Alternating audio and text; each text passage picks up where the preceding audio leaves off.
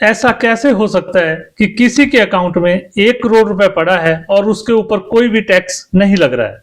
नमस्कार, आपका बहुत बहुत स्वागत है हमारे channel grow rich with mutual funds में। आपने बिल्कुल ठीक सुना कि 1 करोड़ रुपए के अमाउंट पे आपको 0 टैक्स देना है। इतना ही नहीं, आप अपने टैक्स के पैसों से करोड़ों रुपए कमा सकते हैं। क्या बात कर रहे हैं? बिल्कुल सही सुना।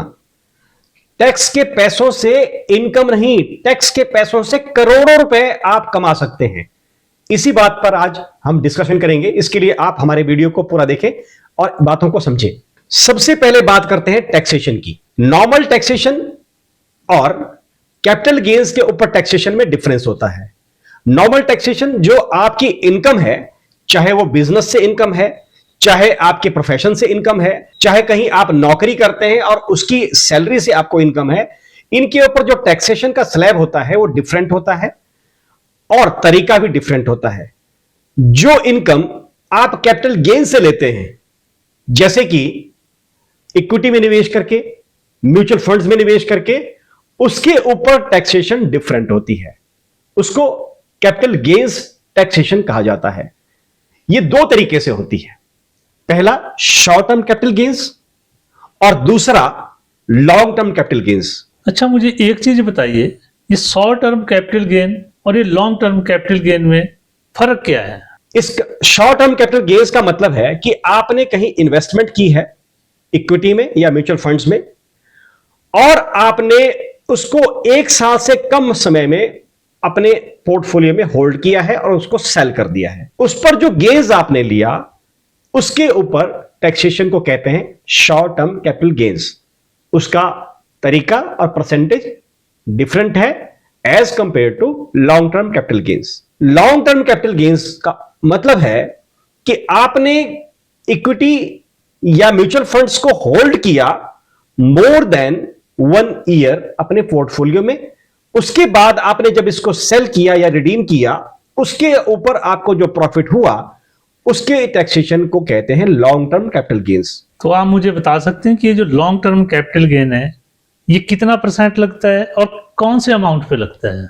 लॉन्ग टर्म कैपिटल गेन्स लगता है जो आपका प्रॉफिट हुआ, जो आपका गेन्स हुआ आपके अमाउंट के ऊपर। मान लीजिए कि आपने 1 लाख रुपए इन्वेस्ट किया था और उसके ऊपर आपको गेन्स आ गया 15% का, और वो बन गया 1,15,000 रुपए। आपने उसको 1 साल से ज्यादा अपने पोर्टफोलियो में होल्ड रखा और उसके बाद आपने प्रॉफिट बुकिंग कर ली। आपका अमाउंट था 1 लाख रुपए, गेन्स हुआ 15,000 रुपए, तो 15,000 रुपए के ऊपर आपको टैक्स लगेगा। इसका स्लैब आपके सैलरी के ऊपर या आपके बिजनेस इनकम के ऊपर टैक्स लगने वाले स्लैब से डिफरेंट होगा। इसके ऊपर स्लैब रहेगा 12.5% का, भले ही बाकी की इनकम के ऊपर आपका 20% का स्लैब हो या 15% का हो, इस पर 12.5% का ही स्लैब होगा। दूसरा, 1,25,000 रुपए के गेन्स तक आपका टैक्स है 0। अच्छा, तो इसका मतलब कि किसी ने 1 लाख रुपए डाला और उसने 1,15,000 रुपए आफ्टर 1 ईयर विड्रॉल किया, 1 साल से ज्यादा तक उसको होल्ड किया, तो उसको कोई टैक्स नहीं देना पड़ेगा उस अमाउंट? बिल्कुल नहीं। वो 15,000 रुपए टैक्स फ्री बाहर आएगा, क्योंकि आपने 1 साल से ज्यादा तक उसको होल्ड किया। चाहे वो आदमी दूसरे स्लैब में टैक्स के अंदर टैक्स पे कर रहा है। बिल्कुल। मान लीजिए कि उसकी सैलरी इनकम 15 लाख रुपए है पूरे साल में, बाकी की इनकम के ऊपर उसको टैक्स लगेगा, सैलरी वाली इनकम, सैलरी वाली इनकम के ऊपर। लेकिन जो कैपिटल गेन्स के ऊपर अगर आप उसका 1,25,000 रुपए तक का अमाउंट प्रॉफिट में है, तो उसके ऊपर 0 टैक्स होगा, कोई टैक्स नहीं लगेगा। जो लॉन्ग टर्म कैपिटल गेन की इनकम है, इसका मतलब कि वो उसकी दूसरी इनकम में क्लब भी नहीं होगी, वो उसके साथ क्लब नहीं होगी। अब आ जाते हैं आपके क्वेश्चन पे कि 1 करोड़ रुपए का अमाउंट किसी के अकाउंट में है और उसको 0 टैक्स पड़ रहा है, वो कैसे? देखिए, डिपेंड करता है कि वो पैसा कौन से अकाउंट में है। अगर वो पैसा बैंक अकाउंट में है या कहीं पोस्ट ऑफिस में है, तो उस पैसे पर टैक्स लगेगा और देना पड़ेगा। लेकिन वही अमाउंट अगर आपके म्यूचुअल फंड अकाउंट में है, तो उसके ऊपर लगेगा 0 टैक्स। कई बार ऐसा क्वेश्चन पूछते हैं कि सर, मैंने 15,000 की SIP कर दी, क्योंकि जो 15-15-15 का रूल हम समझाते हैं कि 15,000 का SIP 15 साल में 1 करोड़ बन जाता है। 15 साल के बाद 1 करोड़ किसी का आज की डेट में बन गया है, तो क्या उसके ऊपर टैक्स देना पड़ेगा? अगर उसके अकाउंट में है तो उसके ऊपर कोई टैक्स नहीं देना है। 1 करोड़ हो, 2 करोड़ हो, 10 करोड़ हो, 50 करोड़ हो, जीरो टैक्स। अब एक कंपैरिजन से समझाता हूं, उससे ज्यादा क्लियर हो जाएगा। इसे एक एग्जांपल से समझते हैं। आपके पास 1 करोड़ रुपए है और आपके म्यूचुअल फंड अकाउंट में है। मेरे पास 1 करोड़ रुपए है और मेरे पास बैंक में FD है। अब समझते हैं कि कैसे टैक्सेशन होगी। 1 साल के बाद क्या होगा? मेरे बैंक अकाउंट में जो FD है उसके ऊपर लग गया इंटरेस्ट, और मान लीजिए लग गया 8 लाख रुपए, और आपके म्यूचुअल फंड अकाउंट में 1 करोड़ रुपए के ऊपर कैपिटल गेन्स आ गया 15% का, तो आपके म्यूचुअल फंड अकाउंट में पैसा हो गया 1 करोड़ 15 लाख रुपए। बिल्कुल। मेरे बैंक अकाउंट में चाहे मैं FD को रिन्यू करवाऊं या ना करवाऊं, 8 लाख रुपए का इंटरेस्ट लग गया है, जिसके ऊपर मुझे टैक्स देना ही पड़ेगा। मेरा इनकम टैक्स का स्लैब मान लीजिए है 20% का, एग्जांपल के लिए ले लेते हैं। तो 8 लाख रुपए के ऊपर 20% का मतलब हो गया 1,60,000 रुपए। तो मैंने 1 साल के बाद 1,60,000 रुपए टैक्स दिया, भले ही उस FD को मैं रिन्यू करवाऊं या उस पैसे को मैं निकाल लूं। आपके पास 1 करोड़ रुपए का हो गया 1 करोड़ 15 लाख रुपए। 15 लाख रुपए का आपको हो गया प्रॉफिट। आपने उसको रिडीम नहीं किया, आपके अकाउंट में है, मेरे भी अकाउंट में रिन्यू हो गया, तो मुझे 8 लाख रुपए के ऊपर 1,60,000 रुपए का टैक्स देना है। आपका पैसा 1 करोड़ से 1 करोड़ 15 लाख रुपए हो गया, आपने देना है 0।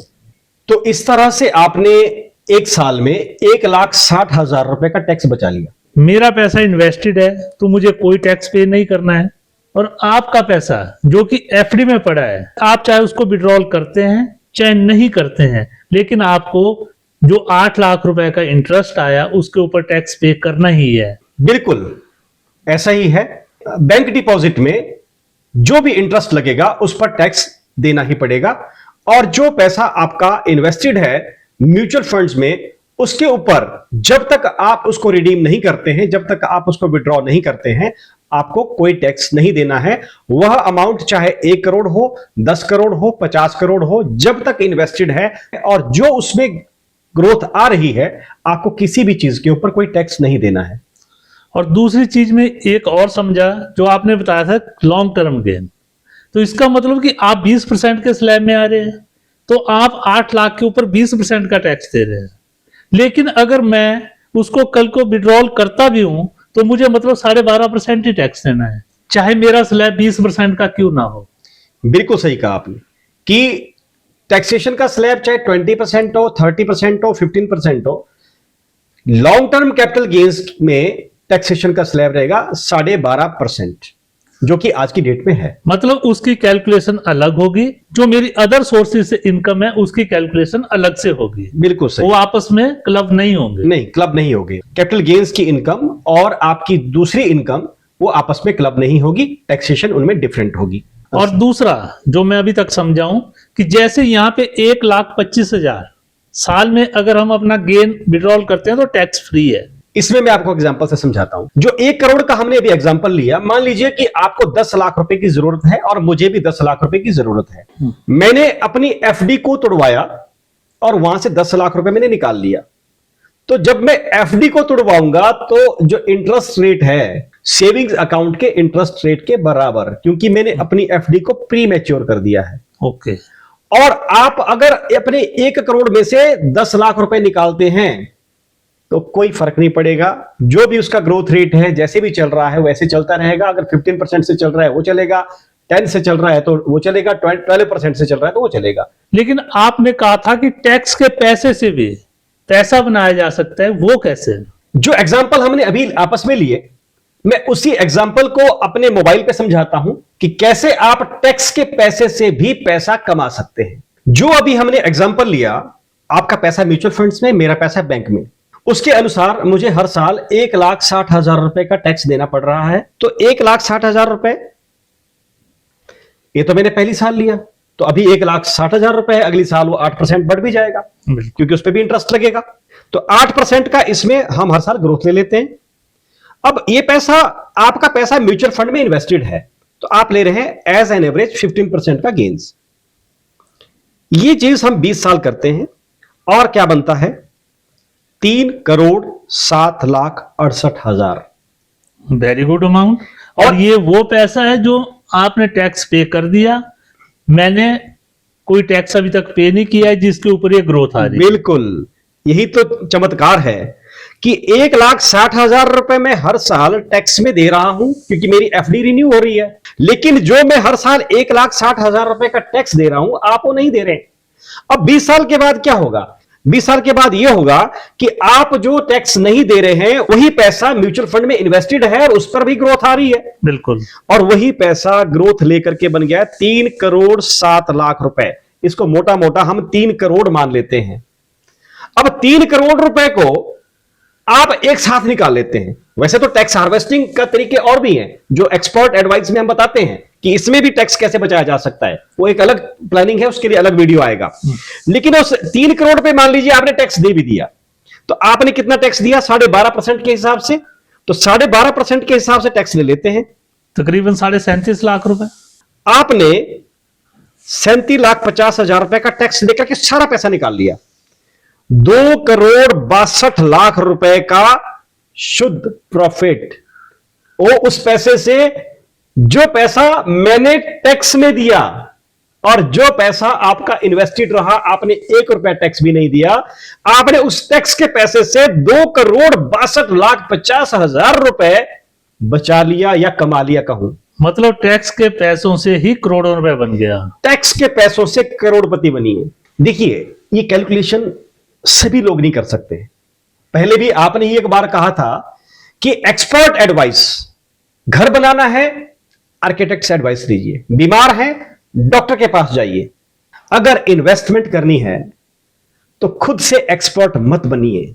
एक्सपर्ट एडवाइस से आप करोड़ों रुपए बचा और कमा सकते हैं। तो आपकी बात से मैं एक चीज और बहुत अच्छे ढंग से समझ गया हूं कि मेरे पास 1 करोड़ रुपए म्यूचुअल फंड में है, आपके पास 1 करोड़ रुपए एफडी में है या किसी अकाउंट में है, बैंक्स में या पोस्ट ऑफिस में। तो अगर आपको 10 लाख की जरूरत पड़ती है तो आपको पहले अपनी एफडी को पूरा तोड़ना पड़ेगा, आपको अपनी एफडी को तोड़ना पड़ेगा। लेकिन अगर मुझे 10 लाख की जरूरत है तो मैं अपना 10 लाख निकाल के मेरा पैसे same as it is invest रह जाएगा। आपके पास इन्वेस्टेड रहेगा और उसके ग्रोथ पे कोई फर्क नहीं पड़ेगा।